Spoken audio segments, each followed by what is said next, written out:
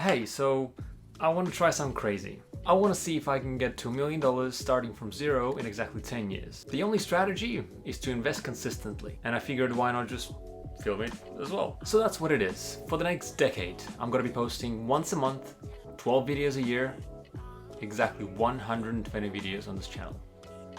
Actually, make it 121. The last video is going to be me resigning from my job. So once a month, I'll sit down with you, we'll go through my portfolio, what sales have I done, why things might have performed the way they did.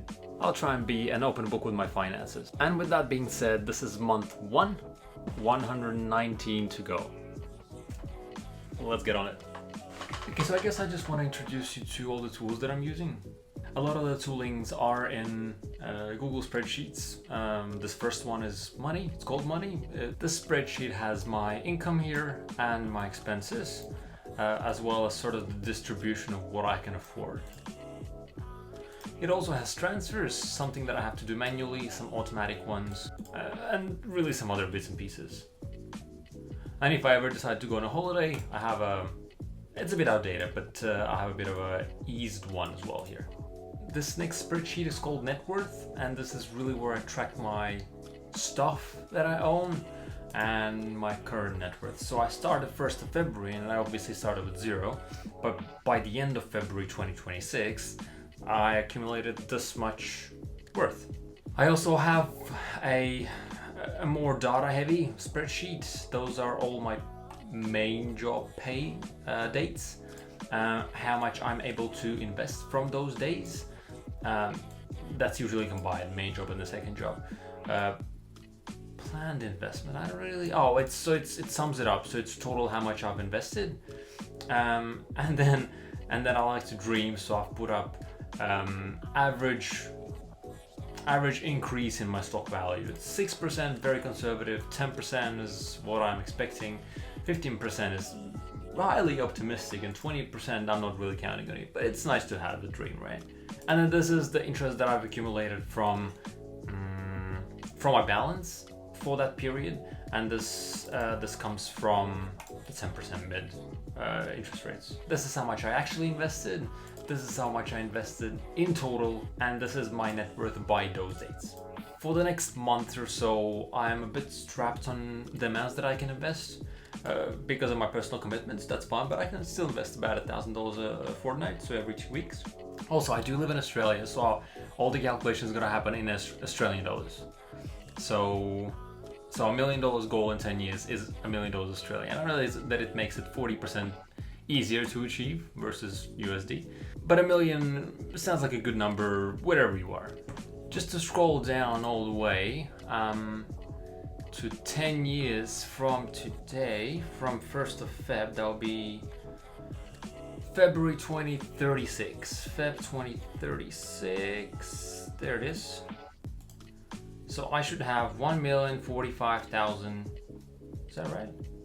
Yeah, 10%, 1,046,000, $1,045,488. Sounds about right. I may achieve 1 million just a bit earlier, maybe when I'm end of my 38s. By the way, the numbers on the left side is my age. So right now I'm 29. I'll be 30 by the end of this year. So I hope to be a millionaire by the age 39. That'll be nice, isn't it? By that point, my interest is going to be generating me $3,886 every fortnight, every 2 weeks, so nearly $8,000 every month. So far, there are 3 tools that I'm going to be using. First one for my crypto, it's going to be SwiftX. It is an Australian, I believe it's Australian. Second for my Australian stocks is going to be Combank. It does have high fees, but I think the security of it just overweighs the fees. Plus, if you do invest smartly, which I want to say that I do, the fees are really not that bad. And thirdly, for my American stocks or ETFs, I'm going to be investing through Interactive Brokers. Let's go back to the tools, and let's go back to another tool that actually my friend made, which I really thank him for that. It's not released or anything, it was just like an internal project that he's making. And probably it's the best if I show it to you on my phone. So here we go. Currently I have $2,141 invested. and here is what I have. It shows you my portfolio, it shows you a split by different types of assets, and here are my transactions that I've made. So on 6th of February, I bought some Ethereum. It's $50 worth of Ethereum. Currently it's worth 45. Great, lost $5 there. But I've also decided that I'm going to invest in some Australian ETFs. There are multiple reasons why that's a good idea. First of all is that they usually pay dividends, and some, if not most, of the dividends are franked, which means that I don't need to pay any taxes or just a little bit of taxes on them. But also I do live in Australia, so it kind of makes sense that I invest a little bit in Australia. The problem is Australian brokerages are usually pretty expensive. I think it's like $5 for a $1,000 transaction or $10 for up to $3,000 transaction.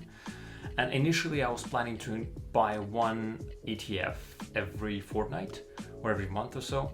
But then I thought the transactions fees are gonna really eat up all the profits.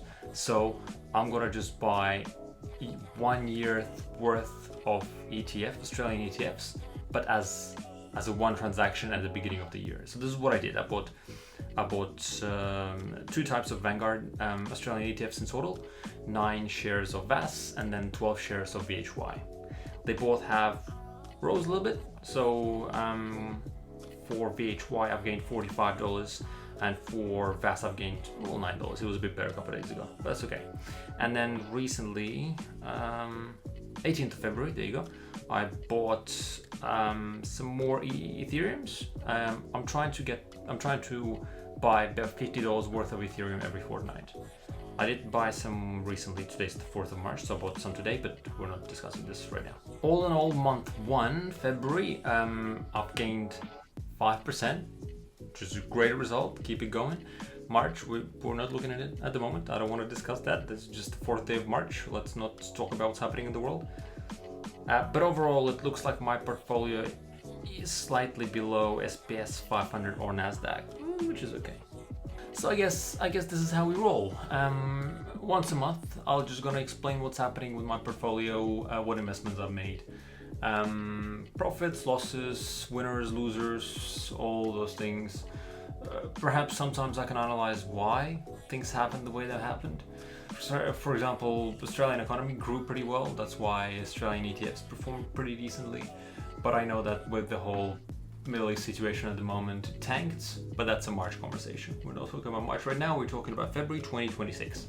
Cool, month 1 in the greens, 5%. This was video number 119 to go, and I'm gonna see you end of March, start of April, sometimes then. See you then.